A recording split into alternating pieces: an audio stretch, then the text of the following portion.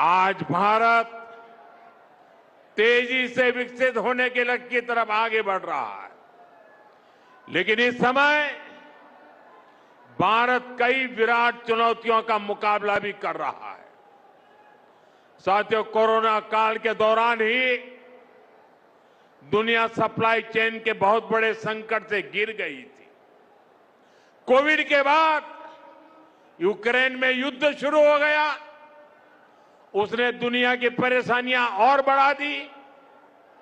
Food, fuel, fertiliser, इन तीनों चीजों पर गंभीर प्रभाव पड़ा। बीते 5-6 वर्षों में इस संकट से निपटने के लिए हमारी सरकार निरंतर प्रयास कर रही है। आपको याद होगा, उस समय और आज भी फर्टिलाइजर की एक एक बोरी दुनिया में 3-3 हजार रुपये में बिक रही थी। एक बोरी का 3,000 रुपया। कितना? आप बताएंगे एक बोरी का कितना? आंकड़ा नहीं, बोलिए मुंह से। 3,000 रुपया एक बोरी का। कितना? एक बोरी का कितना? एक बोरी का कितना? और भारत के किसानों को वही खाद की बोरी 300 से भी कम रुपये में दी जा रही है। 3,000 के सामने 300 रुपये में।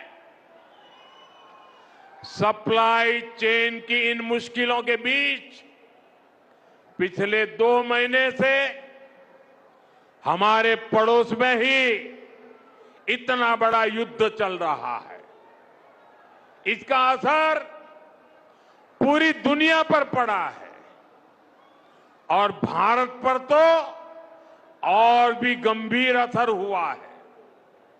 साथियों, भारत के पास बड़े बड़े तेल के कुएं नहीं है।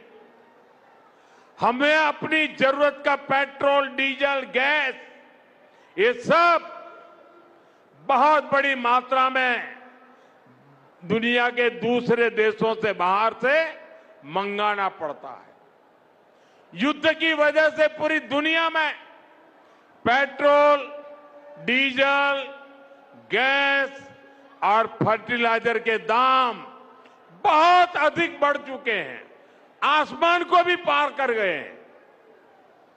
अड़ोस पड़ोस में देशों में क्या हाल है वो तो अखबारों में आता है।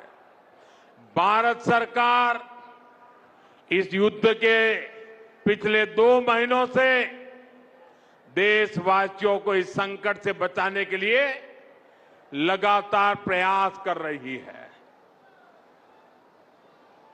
नागरिकों पर बोझ न पड़े, इसके लिए सरकार सारा बोझ सरकार खुद अपने कंधे पर उठा रही है। लेकिन साथियों, जब सप्लाई चेन पर संकट लगातार बना रहे तो हम कितने भी उपाय कर लें, मुश्किलें बढ़ती ही जाती है। इसलिए अब देश को सर्वोपरि रखते हुए, मां भारती को सर्वोपरि रखते हुए हमें एकजुट होकर के लड़ना होगा। हमें याद रखना है, देश के लिए मरना ही सिर्फ देशभक्ति नहीं होती है। देश के लिए जीना और देश के प्रति अपने कर्तव्यों को निभाना, वो भी देशभक्ति होती है।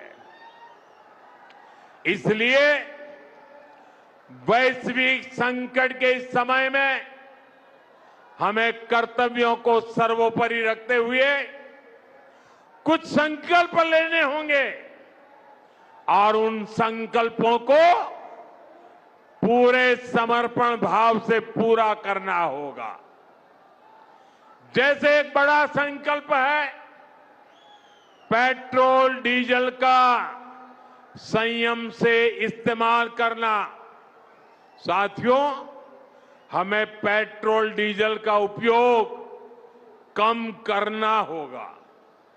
शहरों में जहां मेट्रो है, वहां हम तय करें कि हम मेट्रो का ही उपयोग करेंगे, ज्यादा से ज्यादा मेट्रो में ही जाएंगे।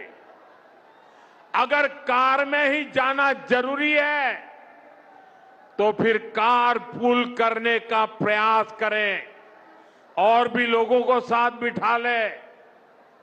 अगर हमें कहीं सामान भेजना हो तो कोशिश करनी है कि वह ज्यादा से ज्यादा रेलवे गुड्स के जो ट्रेन होती है, रेलवे की सर्विसेज से भेजे, ताकि इलेक्ट्रिक रेलवे होने के कारण पेट्रोल डीजल की जरूरत नहीं पड़ती है।